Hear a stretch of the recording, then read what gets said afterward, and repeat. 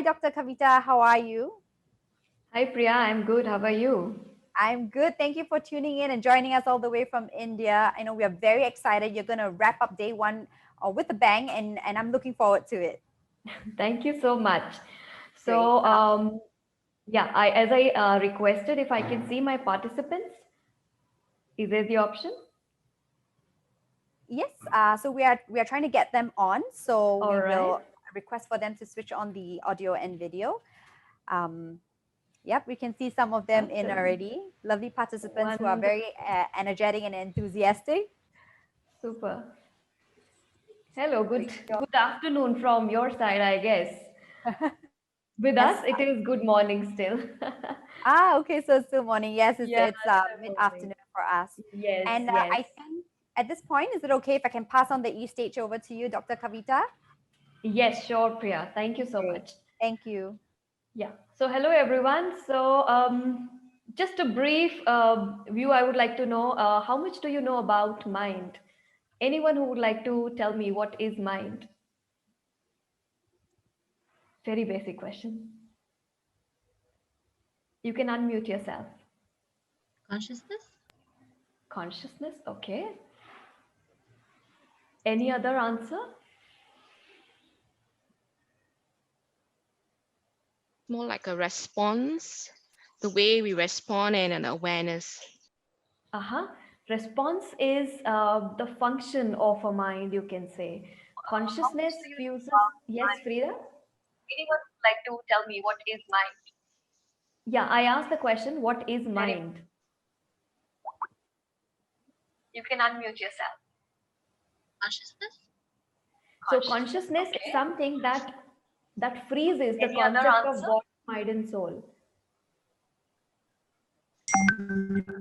Like a Consciousness. response, the way we respond and an awareness. Uh-huh. Response is the function of a Sorry, Dr. Kavita, and to our participants. So I think it's important for all the participants to note that you have to switch off your big marker. So I you just asked the question, what is mind? zoom on, else there's going to be a bit of feedback that will take place. So just a reminder, gentle reminder to switch off Something that Oh, your big freezes marker the platform. concept of Like a response, the way we respond and an awareness. Uh-huh. Response is the function of a Sorry, Dr. Kavita, and to our participants. So I think it's important for all the participants to know that you have to switch off your big marker. Okay, so maybe at this time, is it okay if I can welcome all participants to just mute yourselves? Yeah. Just all right. a reminder again, this happens, no worries, it's technology, so it happens. Just a reminder to the participants to switch off your big marker platform and just to remain on Zoom so that you don't get double audio. Are we good to go now? Yep, good to go. All yours. All right. Thank you. So basically, if we talk about consciousness, that fuses the three concepts of body, mind, and soul. So consciousness, if we understand, it's the first energy that is aware about being who it is. Like if I talk about the table or the laptop or my phone for that matter, everything is made up of electron, neutron, proton. What is differentiating me from the other non-living things is the frequency at which I am vibrating and the awareness that I have about myself. You can be present here, body, mind, and soul, but at the same time, your consciousness can be somewhere else. Now, if we do a very quick experiment, like, small thing, if you close your eyes and I ask you one question, give me the answer of first thing that comes to your mind. Let's do it. Close your eyes. So how much of you are in you at this moment? Give me the percentage out of 100. How much of you are in you at this moment? The first number that comes to your mind out of 100.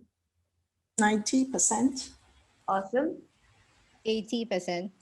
Super. 70, 80. Uh-huh. 80. Yeah. So body, mind, soul, all three are here in this moment. Yet some part of us is not there. What is it? Where is it? That's consciousness. It's somewhere else. So the innate nature of consciousness is to drift away. Okay, and it keeps drifting away. What we need to do is pull it back to the present so that we can create what we want. The simple affirmation for this is, I pull back all my consciousness to me. Just check every time wherever you are, ask yourself this question. Close your eyes and ask, how much of me is in me at this moment? And then pull it back if it is not 90 above or 95 above. 70 plus is good, but below that, very dangerous. Okay. Now, coming back to the original question, what is mind? I got another thing response. That's the function of mind. Right. Now let me just start my presentation and take it over from here. Otherwise, my questions won't stop and we can keep interacting like this. All right. So Dr. John Kappas defined mind as a big ball of energy that is approximately 12 feet in diameter, the center of which is located in the pit of your stomach, where exactly you feel the butterflies. And science is a proof that if you cut my stomach into two pieces, you will not find a single living butterfly. Let me repeat it slowly for you. A big ball of energy, approximately 12 feet in diameter, center is in the pit of your stomach, which we also call as gut. Right now, if I have to ask Grace to climb up the 7th floor and jump from there, where will she feel the fear? Yes, Grace, where will you feel it? Yeah, in the gut. Exactly, in the gut, not here, because here is the brain, while the center of the mind is here in the gut. Okay, and there are studies that have proven that maximum number of neurons lie in the gut. It's not even in the heart. So gut beats everything. Okay, and that's where the center of the mind is. All right. Now studies prove that, you know, psychoanalysis, it takes 38% recovery after 600 sessions. In behavior therapy, it is 72% recovery after 22 sessions, while in hypnotherapy, 93% recovery in just 6 sessions. Why and how? Because in hypnotherapy, we are going deeper than what it appears. Conscious mind is just 10 to 12%. Subconscious mind is 88 to 90%. And according to certain calculations, it is proven that it is 6,000 times more powerful as compared to your conscious mind. And I have had one of my clients, that was the first time when I was actually, learning. Those were the days. And that was the first time when I understood how to resolve a case in just one session. So this was a client who came to me with a number of issues. Like he had child abuse issue, he had career settlement issues, he didn't like what he was doing. Although he was a very renowned chartered accountant, managing a very good company with a lot of employees. But he didn't like what he was doing. There was no girl in his life, no marriage definitely happening. So he came to me on 25th December 2017. And, generally my days of December 25th is to, visit the churches and stuff. And then I did not have time. So, I took this case understanding that the real service is to serve humanity instead of going to churches and, wishing people. So I just took this session and it was a 3-hour session. In that, he saw 56 glimpses of the past lives, 56 past lives. And he was supposed to come to me next day or within 3 days' time. He did not turn up. In January, mid, he calls me and says, I want to meet you for 5 minutes. I said, where? You disappeared. I mean, there were few sessions that were still pending. He said, Dr. Kavita, I just want to meet you. I was like, okay, fine, tell me. He came over, met me for some 15, 20 minutes. And he said, each past life that you had mentioned onto the paper, I went and checked on Google and I could see exact scenes which were showing in my subconscious therapy, mind therapy. Okay. And he had stomach ache, which actually disappeared. This was the problem he did not even talk about when I was receiving the case. And this was a stomach ache. It disappeared. Within 3 days, he got engaged. In January, first week, he got married and his career was settled. So that's how I knew, I understood how you can, actually heal people so quickly. And it's really powerful. And after that 25th December 2017, each year till 1920 is coming, 25th December, he would write to me a message saying, "Today was the day you changed my life." That is the, you can say, the pleasure or the joy that you get out of your work. So that was about hypnotherapy, but I'm saying 93% recovery in 6 sessions. Why? Because it's like a string of a guitar. Even if you move one guitar, there will be a sound, maybe now, maybe later, maybe 5 years later down the line. By the time this research may not capture it. So 6 minimum session, that's all as it is required. And that's how the mind appears to be. The center is in the pit of your stomach and 12 feet in diameter,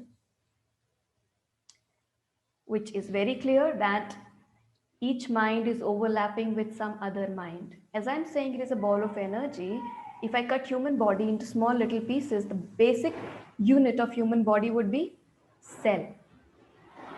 Cell is made up of nucleus, and nucleus further is made up of electron, neutron, protons. Clear? If you are clear till here, just give me a thumbs up and I would move ahead. Yeah, thank you so much. So that's where it is. So it is overlapping. Once it is overlapping, one thing is clear. If there is something going on in my mind, it will affect the other person's mind. So there can be two ways. Either I listen to the person who is carrying negative energy or thoughts, or I remain so strong in my space that I influence those negative thoughts of the other person. How do we do that? I call it flowchart number 1. Thought. If I talk about mind, then the basic unit of mind would be thought. Thought is nothing but a packet of energy. And science says that energy is of two types: potential energy and kinetic energy. Any energy which is static or lying stable is potential energy, just like this mobile. If it is like this, it is static energy. But the moment I give it some momentum and start rotating it or moving it, then this becomes energy in motion, which is kinetic energy. So if I say mind is 12 feet in diameter, it is all around you. That suggests all the thoughts are already around you. Onto whichever thought you put contemplation energy, you think or overthink, analyze, reason. Now that is the thought that becomes energy in motion. Energy in motion in context to thoughts is nothing but emotion. Emotion, when it comes to the physical body, it is displayed to others in the form of feelings. The feelings create my experience of life. So suppose I am sitting here with a lot of anger inside me or irritation towards any one of you. Would you even like to interact with me? Definitely not. If I am angry, the other person will respond in the similar manner, and that would create my experience. All right. Each experience is stored in the conscious mind first. When we go off to sleep, it goes in the subconscious mind. And as I said, subconscious mind is 6,000 times powerful. So that now becomes the reality for you. Every day we are writing our own destinies like this. Till now we were writing it in an unaware manner.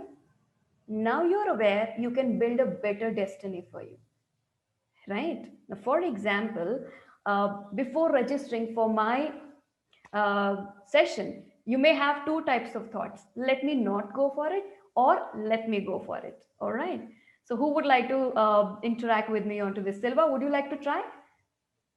One small role play? Sure. Yeah, perfect. So now, Silva, I ask you to, or I request you to focus upon the first thought. This is not going to help me. Keep focusing onto that. What is the emotion? The emotion is more like dread, and there's a heaviness. Heaviness, correct. Yeah, Now, heaviness heaviness and dread. Absolutely. Now look at her face. We can read the heaviness in this manner. And maybe she is a little irritated if these kind of thoughts keep on running in her mind. If she is in that zone, do you think I would like to interact with her?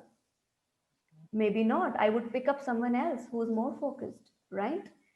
And then what will be the experience? Nothing is going to help me in this session. That would become the reality, and henceforth, no more Dr. Kavita, no more conferences, no more psychology, no more mind sciences. Definitely nothing changes for her, right? Now, Silva, de-roll yourself from this and focus upon, wow, this is the session I need. Give me the emotion.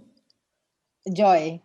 Joy. And we can see it onto her face when she is smiling, when she is nodding, when she is actively participating. I would pick her up, right? And the reality becomes, experience becomes what she asked for, the thought, wow, this is the session, right? And henceforth, when she will go off to sleep, definitely after the self-hypnosis and everything, she may focus more upon what I am teaching her. And for the next 21 days, she does the self-hypnosis work. What becomes a reality? A different changed reality. You know, the problem with the entire world is they want to change their reality, they want to change their experience, they want to change their feelings, emotions. But what do they not want to change is thoughts. It's a reverse story. You change your thoughts, emotion will change, because that would be the thought upon which you are focusing. That will show your emotion differently. Emotion onto the body will be a different feeling shown to others altogether. And this would create a different experience. And a different experience definitely is going to override the files in your own subconscious mind, and you create a different reality for you henceforth. Believe me, you always have the choice. Either you pick it or you lose it. Okay? All right. Now, let's understand some basics of mind that I'm talking about. We have the conscious mind, which is just 10 to 12%.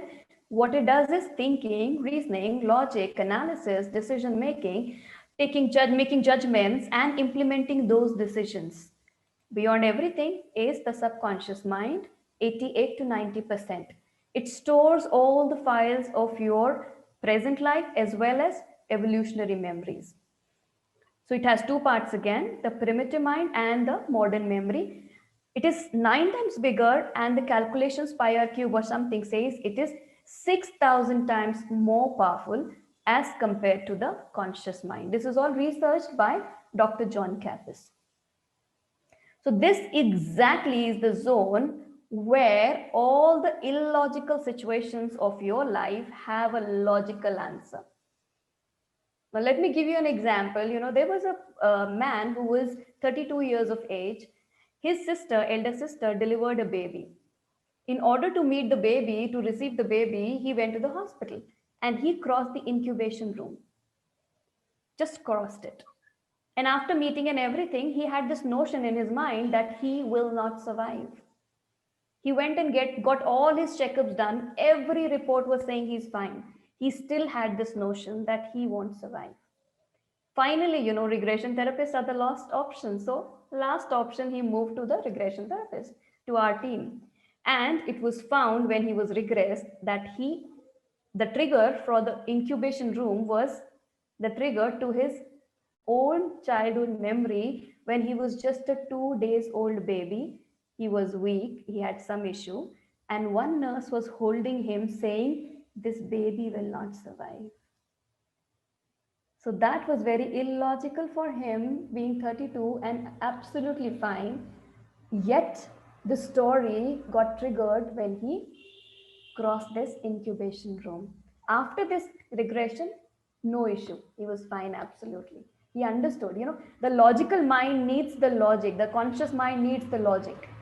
Once we give it that logic from your subconscious mind, everything is resolved. That's why hypnotherapy is so quick in results. Okay.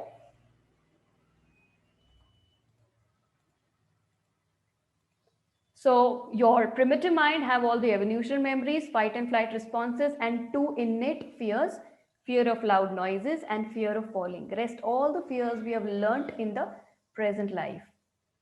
Between conscious and subconscious mind is a critical filter which is developed from the childhood, like 0 to 8 years of age.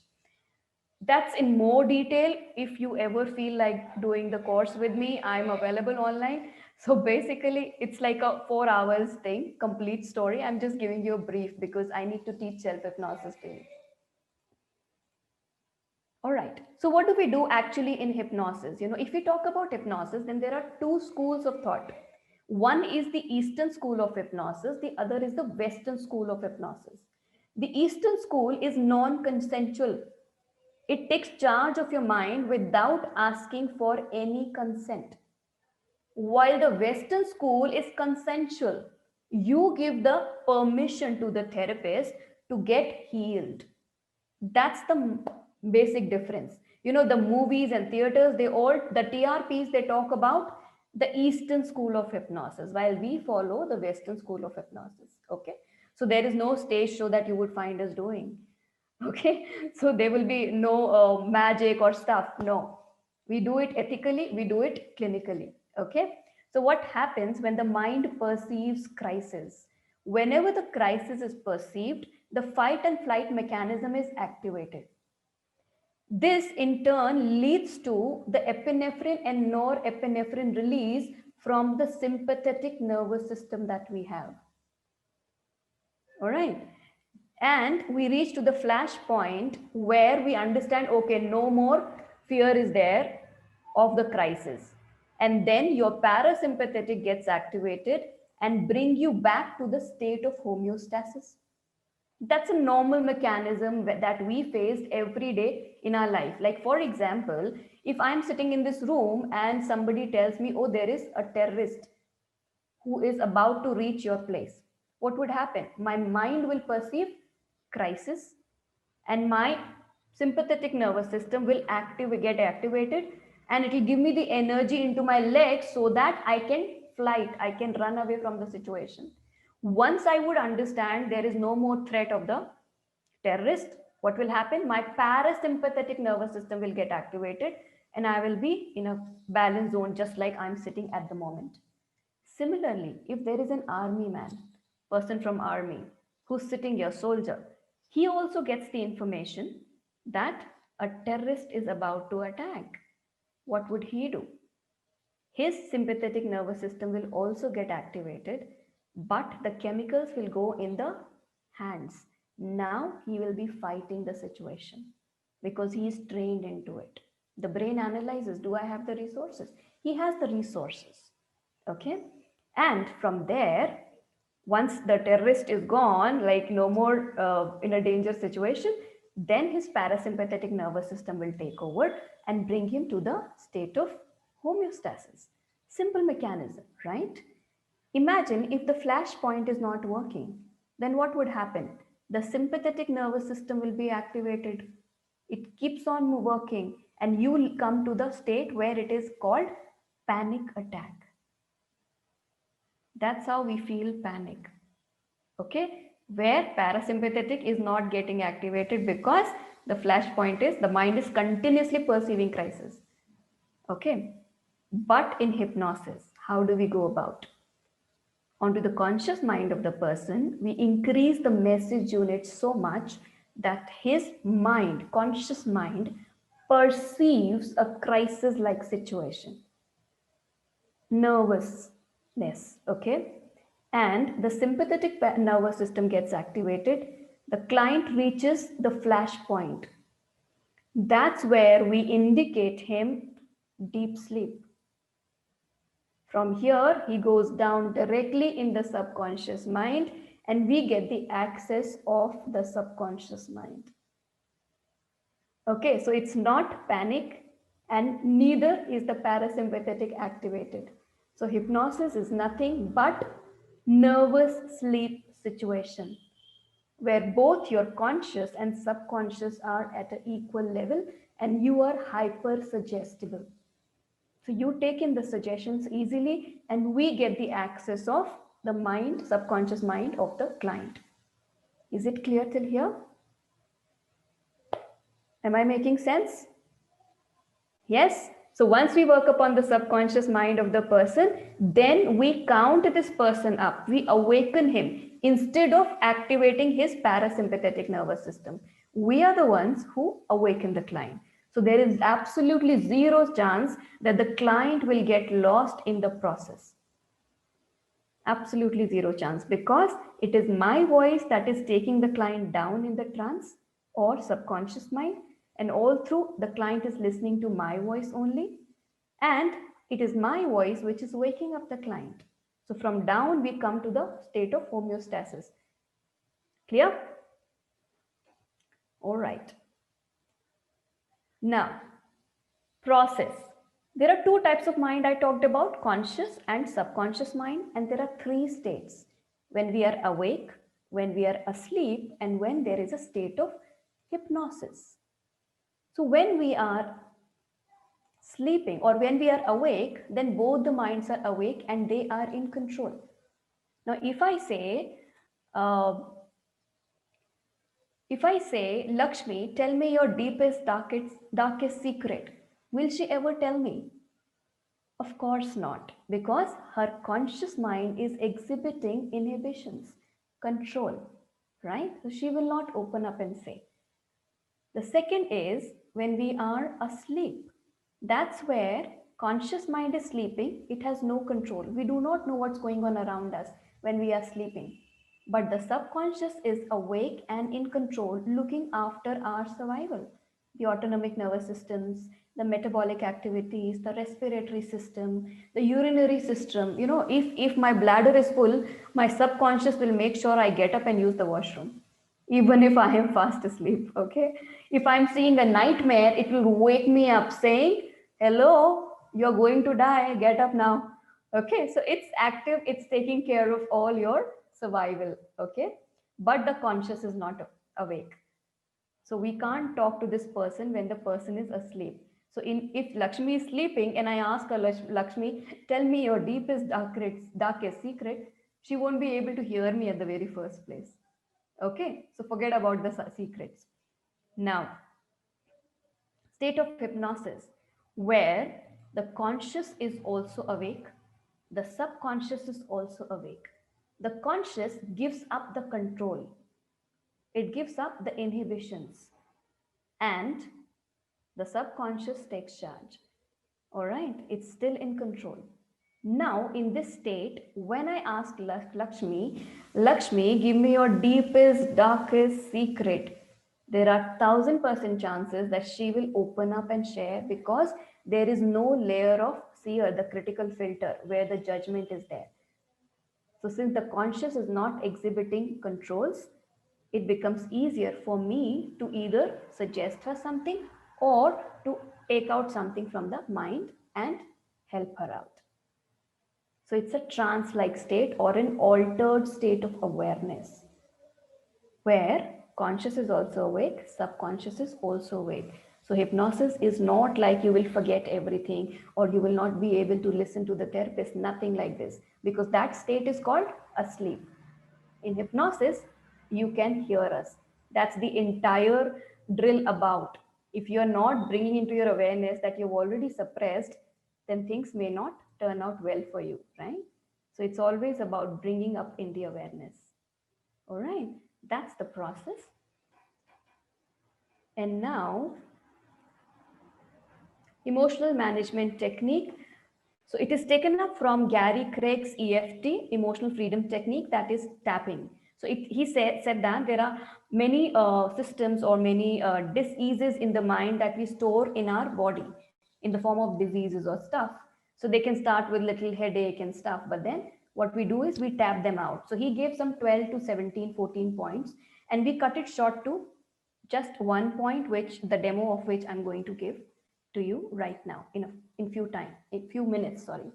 So what are emotion? As we know, energy in motion. From the first flowchart number 1, we got to know about it. All of us are energy, and if you don't trust me, you can just rub your palms and feel the energy. Energy cannot be created, it cannot be destroyed. It is simply transformed from one form to another. These are the principles that we've been growing, learning up. Okay. And that's how we have 72,000 meridians, all chakras. Each chakra, minor chakra and major chakra, has a, you can say, related thought behind it. If there is shift in any of the thought, one or two of the chakras will get imbalanced, and this imbalance will give us, okay, this looks like some body biofield. So little disturbance, entire biofield is shaken up. Like this. Suppose there is someone who's angry, the severe agitation is like this, very agitated. Little agitation comes to this, and normal state, like we are sitting, is this. All right. So in order to reach or to heal a person, we get the subjective unit of discomfort first. So as you were sharing and conducting the live demo, we did have many very good questions that were coming in. So I am very much happy and excited to jump straight into it. So the first question is from Malvika. This is the top voted question. She says, thank you so much, Dr. Kavita, for the demo. It was very interesting. And her question is, how do we know that the patient's feedback on returning to the awake state is accurate or reliable? As well as to what extent can participant or the researcher bias influence hypnotherapy? So it's a two-pronged question. Okay, so Malvika, you said, right? Yes. Yeah, Malvika, the point is, we are not here to prove anything. So whatever is there in the mind of the client that needs to be addressed, we are doing that. It can be true, it cannot be true, not my story. Yeah. So if you have created something in your mind, it's only and only you can uncreate. So that's where the answer lies. No proving, it's okay. The client was there or was not there. That's a different story. How do we make out? Through the eye movements. Like there are depths of hypnosis. If it is a slight one, then the eyeballs are in rapid eye zone, up, down, left, right. If it is deeper level cataleptic state, then it is left to right only. The client is more relaxed, then that is the somnambulistic state where the eyeballs are rolled up completely. So that's the indication where we can find out the client, how deep the client is in trance-like state. That can be found out, but yet again, what is the reliability? That's not our job. We are not detectives, and we have to believe the client, whatever he is saying. The client himself will say, okay, this is right, or these are my changes. As I said in my example that I was giving, that client himself called up and gave me the testimony, and each year he's giving thanks to me. So that itself is justifiable. Okay. Okay, thank you so much, Dr. Kavita. I hope you got your answer there, Malvika. I'm moving on to the second question. And this question, it's quite an interesting one. Personally, it's something that I had in mind as well. Can you administer hypnotherapy to your own self, Dr. Kavita? Is it even ethical? Or at least apply some techniques to help heal yourself? So I think you shared with us about how you can do it yourself, but I think the point of the question here is it even ethical? And can you apply some techniques to help heal yourself? Yeah, so as I gave the two techniques, self-hypnosis and EMT, both of these techniques you can apply onto yourself, right? Mm-hmm. Beyond this affirmation work, please do not leave it open, because if you are off guarded, if there is no person who is facilitating you or helping you, you may have a tendency to go deeper, and we do not know where exactly do you land up. So it's always suggested that after doing self-hypnosis, you get up, walk around, and then only go off to sleep. That's important, right? Whatever serves best for you is definitely ethical. But please do not try to experiment with your own mind. There has to be a therapist who guides you through. Okay. Only this much is sufficient, which I gave you. Okay. So you're saying that after you've done it on yourself, it's a note, it's a self-awareness note. Just get up, walk around before you go to bed. Is that right? Absolutely. Right. Okay. All right. So the next question we have here is, are there any mental health conditions that are not suitable for hypnotherapy? Yes, all those people who are not well oriented, in the sense they are having psychosis situation. So we do not take these clients to hypnosis directly. We work upon the cognitive mind first with CBT and other techniques, and then only, like EMT we can give, but then no self hypnosis, neither hypnotherapy. Please avoid doing that. So first, if medication is required, medication is required, okay, to balance the person. Once the person is balanced, only then hypnotherapy should be delivered. I see. So it's best to get a consultation first. Is that what you're saying? Yes, absolutely. Right. First Okay. consultation, and then the psychologist decides whether a psychometric test is required to understand where is the mental disorder. If it is not in the well-oriented or neurosis zone, then we have to give the medication, and the clinical psychologist work first needs to be done. Only then hypnotherapy. We can All right. combine EEG and hypnotherapy also. We have seen really good results with that. Okay. All right. Thank you so much for that answer. I'm just going to Yeah, move welcome. on to the next one that I have here. And this one is coming to you from Sandy. So Sandy is asking you, what is the difference between hypnosis and meditation if one can perform the meditation, vipassana, etc., very well? Yeah.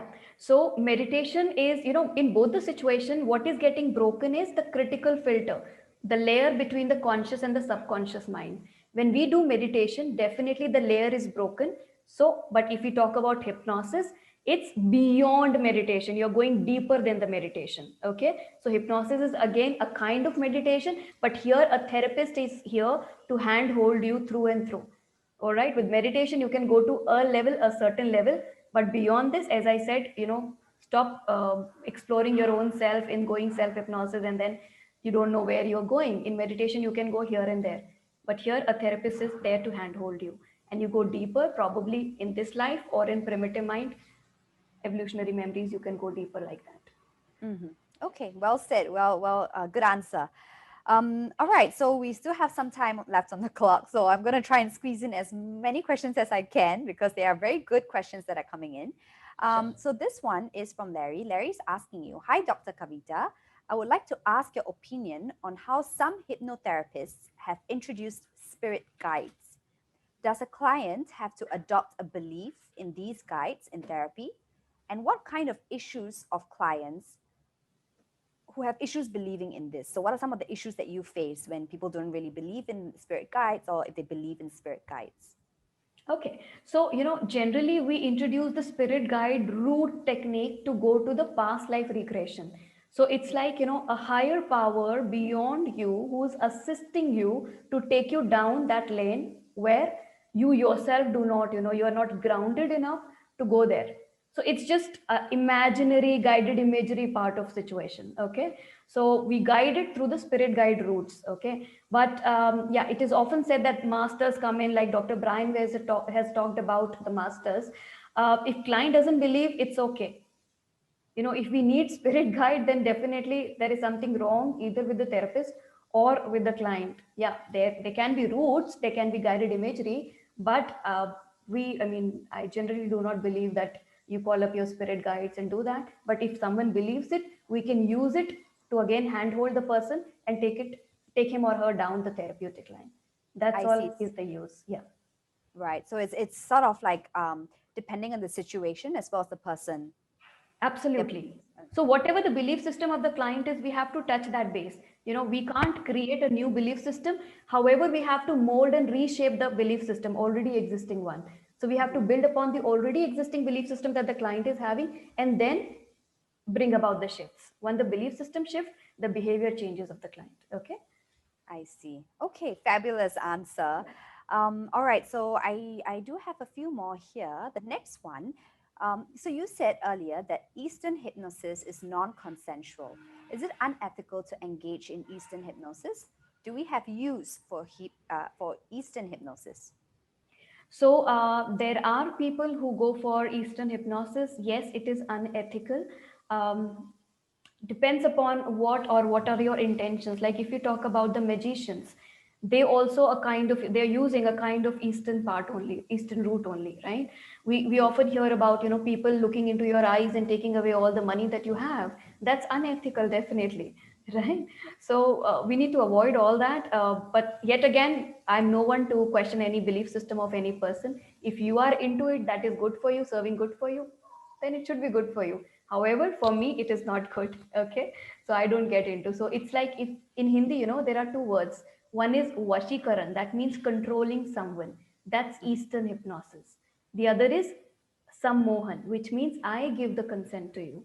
So this is better for me, and it is for the clinical purposes. Okay, so that's where it is. Great, great. Very comprehensive answer there.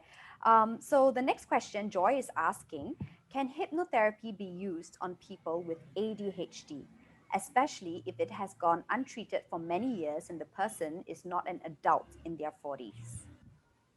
Yeah, so it is suggested, but then yet again, I would prefer an intervention which is psychological first and then take it ahead slowly from there.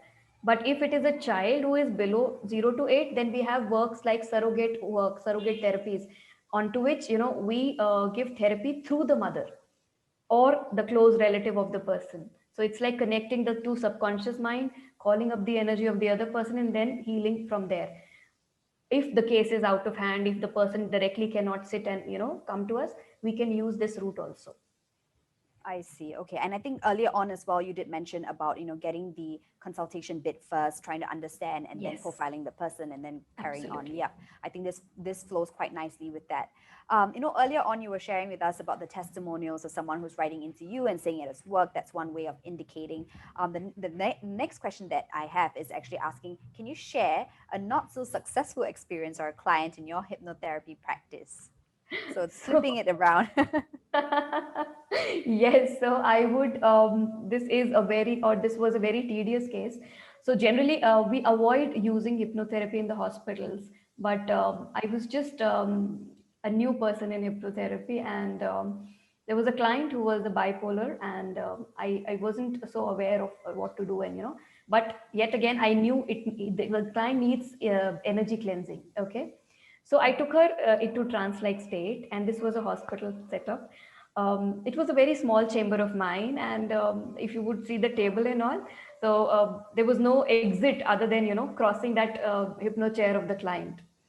So I gave the command, all the energies in the system of the person who needs to be released, or I didn't add on, I forgot to add on who need to be released. So I said all the energies other than the client's energy can release. Okay.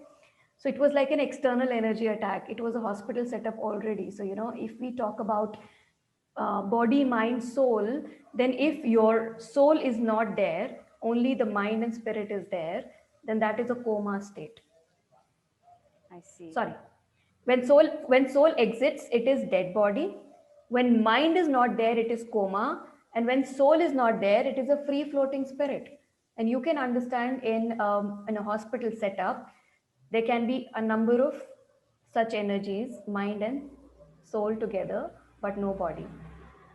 And they got a channel, like they in level 4 we teach about all this spirit release that we often say in hypnotherapy it happens.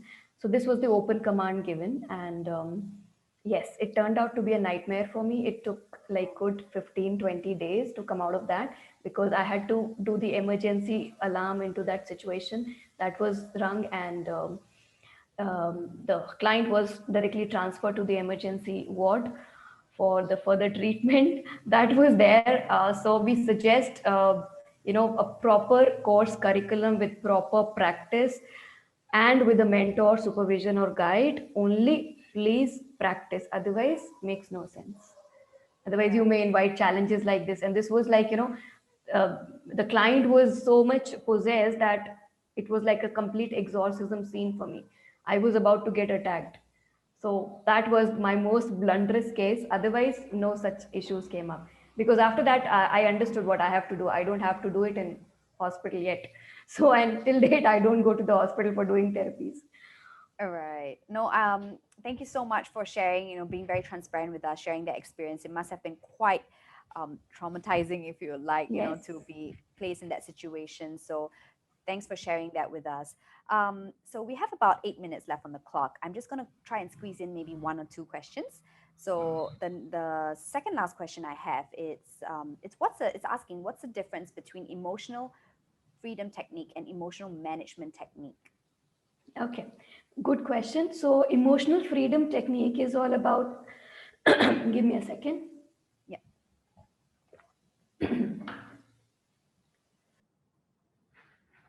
So, So that's about tapping into 14, 15 places. Like, you will tap up here and then here or here and, stuff like this. So it's like a longer process, releasing the emotions from your body by tapping and all.